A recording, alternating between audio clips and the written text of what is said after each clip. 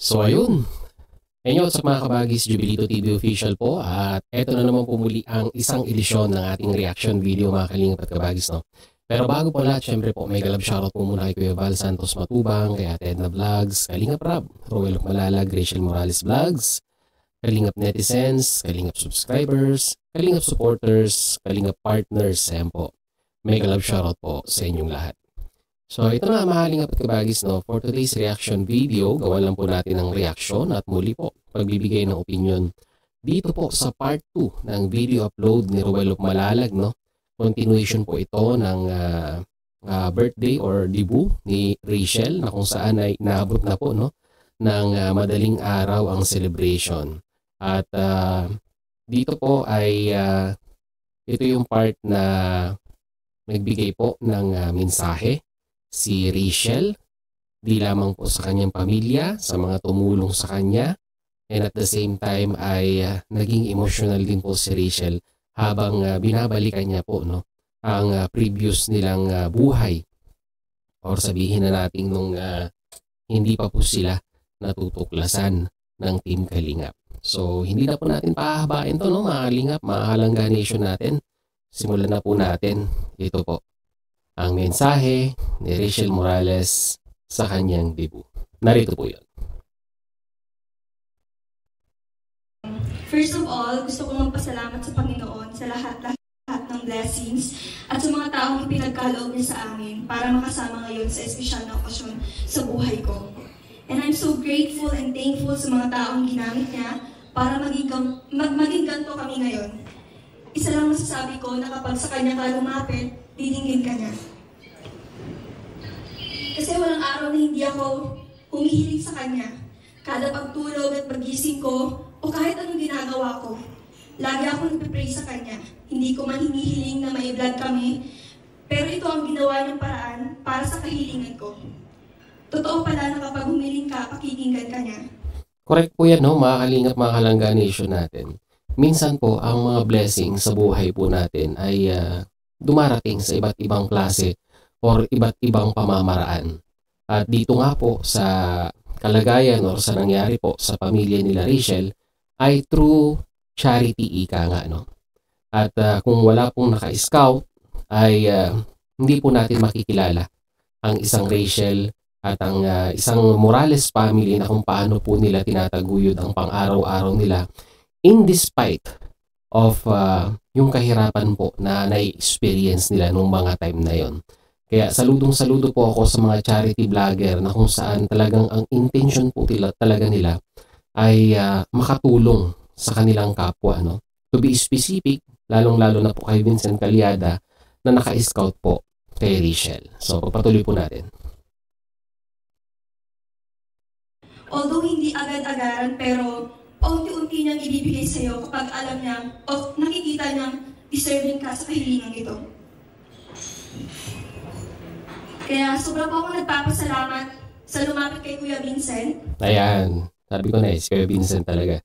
Number 1. Si Ate Shirley Arevalo, na amo dati ni Maman sa paglalaba tuwing weekdays. Super bait nito na Ate Shirley. Wala akong masabi dito. Dito rin kami nakakautang ng agad-agaran. At gusto ko lang i-mention lahat ng mga taong naging dahilan sa journey namin ito. Nagpapasalamat ako kay Kuya Vincent kung nandito man po si Kuya Vincent kayon or wala na. Pero alam ko po mapapanood niya to. Kasi nung mga time na ito, mga Halangga Nation natin is madaling araw na po, no?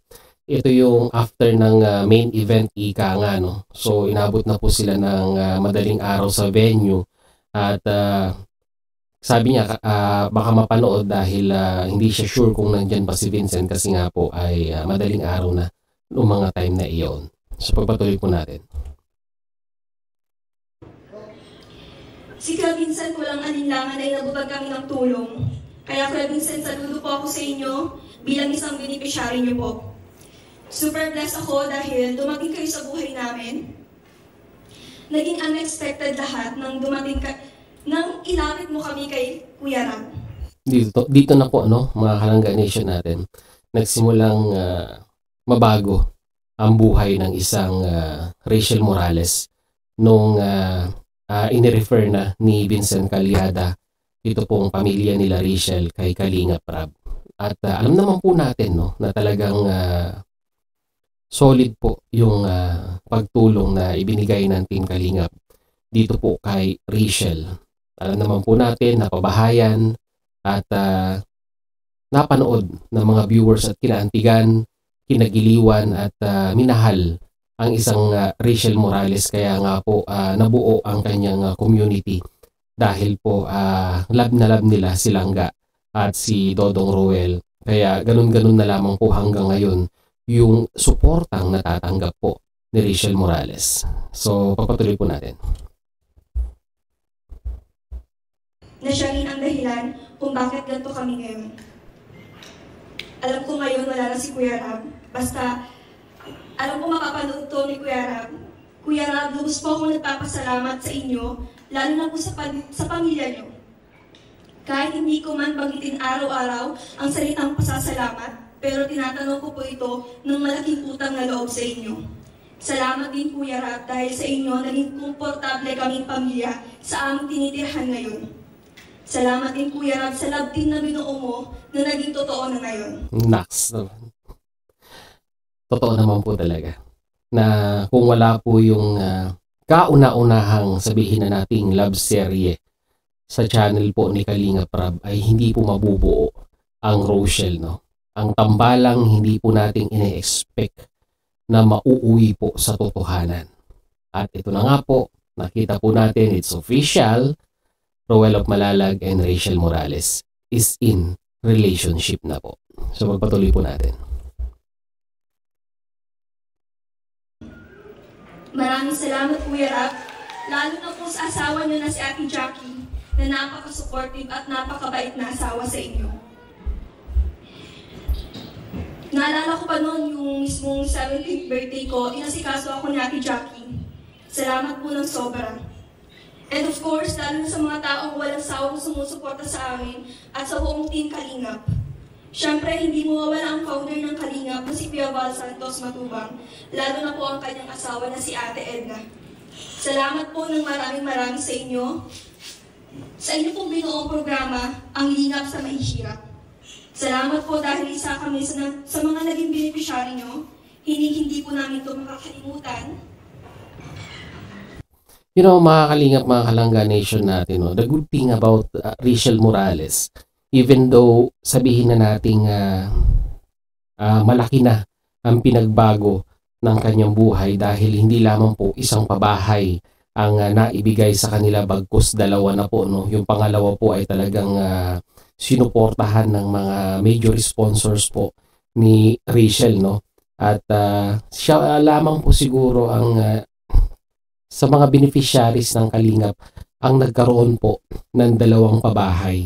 At siya rin po naman siya rin po ang kauna-unahang love team na ginawa po ni Kalingap Rab na nagkatotoo in reality or sa totoong buhay po, no, mga Kalingap at kabagis, no. At siya na rin po siguro ang isa sa mga beneficiaries na naging successful na gumawa ng YouTube channel niya at sinuportahan po ng kanyang community. At kung titignan po natin, mga Kalingap, mga Kalangga Nation natin, ay talaga nga naman pong malayo na po ang narating ng isang Rachel Morales, no. At patuloy po na nagiging successful po ito pong batang ito. Di lamang po sa pagbablog, pati na rin po sa kanyang career, sa kanyang pag-aaral. And at the same time, ang nakakatuwa po dito, mga Kalingap, mga Kalangga Nation natin, is napaka-low profile ni Rachel.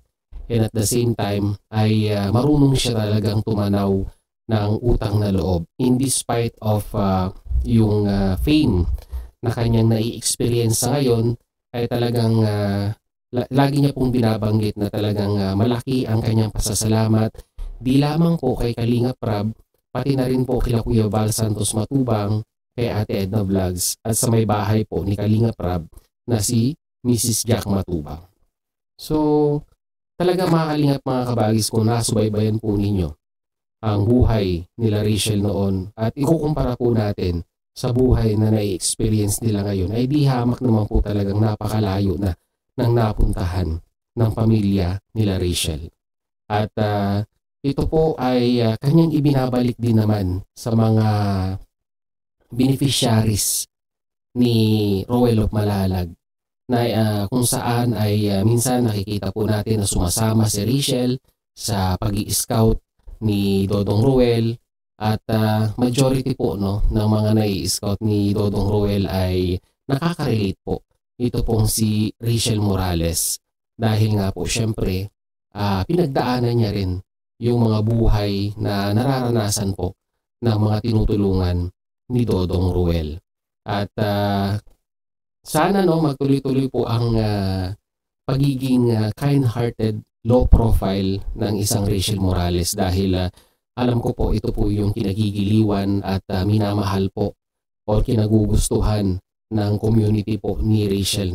Marami po tayong nababasa sa comment section na talagang sa simulat sa pool pa lamang po na nai-content di lamang po ni Kalinga Prab, ni Vincent Calyada. Ito pong si Rachel Morales ay talagang sinubaybayan na po nila ang istorya ng kanyang buhay hanggang ngayon po. So, although late na uli, ay binabati ko pa rin po si Rachel Morales ng belated happy birthday at congratulations sa mga success na i-experience mo sa ngayon.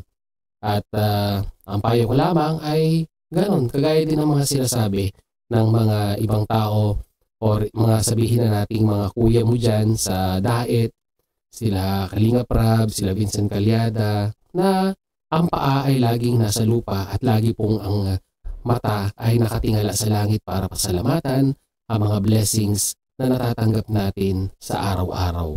At maging humble ika nga dahil po ang lahat po ng natatamasa nating mga biyaya sa araw-araw ay lahat po yan ay galing po sa Diyos na may kapal. So yun, para po sa full video, mga Kalingap at Kabagis, mga Kalangga Nation natin, syempre po, pasyalan po natin sa official YouTube channel ni Roel of Malalag yung part 2 po ng celebration po ng dibu ni Rachel Morales. Kayo mga Kalingap, mga Kalangga Nation natin, ano naman po ang istorya ng inyong buhay na hindi po ninyo makakalimutan na kung saan ay kinatok po kayo ng ating Panginoong Diyos na masasabi po natin na ang blessings ay dumarating sa iba't ibang klaseng pamamaraan. I-comment po nyo yan sa ating comment section, mga Kalingap, mga Kalangga Nation natin. So yun na mga Kalingap at Kabagis na muli. Maraming salamat dahil hanggang sa dulo po ng ating reaction video ngayong araw na ito ay nasamahan nyo po muli si Jubilito TV Official. At gaya ng dati po, muli po nagpapaalala po ang inyong host sa mga hindi pa po nakasubscribe sa channel Pio Val, Santos Matubang, Ate Edna Vlogs, Kalinga Prab, Roel of Malalag, Rachel Morales. Pakisuportahan, subscribe ang kanilang mga YouTube channel. And at the same time, muli po naglalambing din po ang inyong host sa mga hindi pa po nakasubscribe sa channel ni Jubilito TV Official, ay pakita naman po ang subscribe button at ang notification bell para maging updated po kayo sa mga darating nating reaction videos. Ganon din po, paki-follow and like ang ating official FB page na may title pong Paksa ng Buhay, Aking Gabay, na may red banner pong Jubilito TV Official. So maraming salamat, 14,000 followers na po tayo sa ating official FB page. So hanggang dito lang mga Kalingap, mga Kalangga Nation natin. Once again, this is Jubilito TV Official, proud member po ng Team Koos at ng Karepa Year 2024.